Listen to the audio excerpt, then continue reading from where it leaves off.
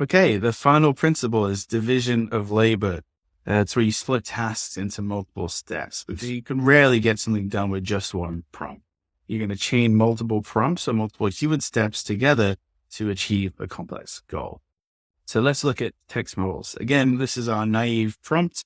We're just getting a list of 10 product names. And then this is the engineered prompt. This is a much bigger prompt. There's much more to it. But we're not worried about the prompt itself. Specifically, we're worried about the prompt that comes after. So this isn't just one prompt. We get the response from ChatGPT, which gives us the names of iFitShoe, iAdapt, iUniversal step.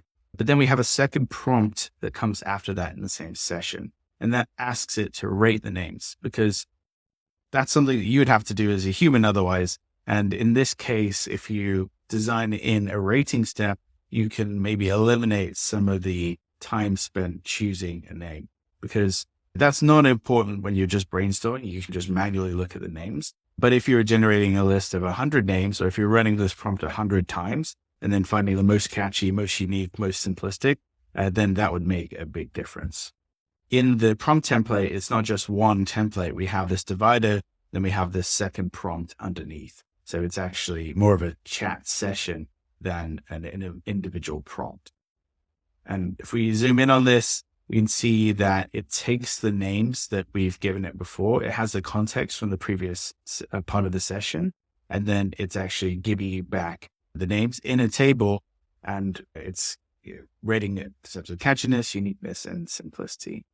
You can do the same thing through the API. Now, the key is that we're actually applying all the other principles of prompting to this as well. Like we've specified the format. We want it in a table and we give it some direction. We want it to rate based on catchiness, uniqueness, and simplicity. Each prompt in the chain itself can be optimized. Now, there are other parts of the chain you might want to add on. It's not just the rating step, but there's a step beforehand. Maybe you want to do some retrieval and list some related products and use that output as the input into your prompts and say, we have Nike ID as a competitor. We have a Reebok adjustable shoes as a competitor. We can also do things like function calling where you actually tell the AI it can call specific functions and you give it an understanding of what those functions do. And then you can ask it, when it's ready to do that. In this case, you could give it a function that calls GoDaddy and then checks whether the domain is available. And that's going to make a big difference because now you don't have to go do that yourself. And then another step, which is really powerful, is image generation. Like we've been seeing, we can go and generate an image of that shoe as part of the next part in the chain.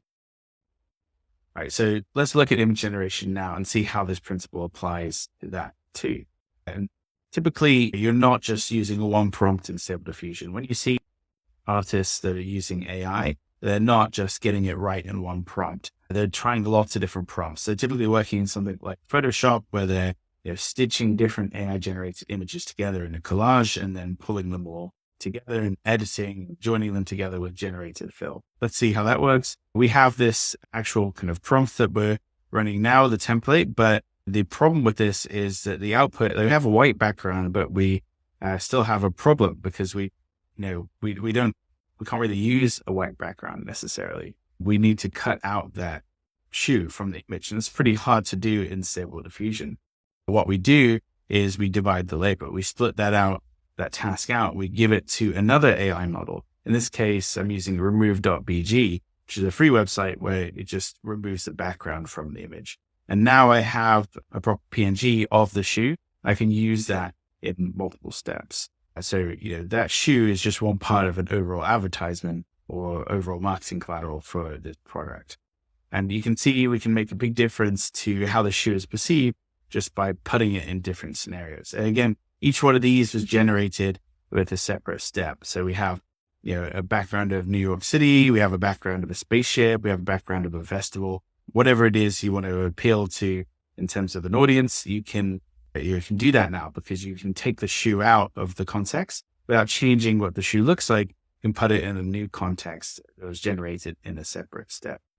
You'll find that this is just a simple example. You can use things like in-painting to do this and make sure all the shadows match. You can use out-painting to expand the image. You're really not using one model, one prompt, and then you're done.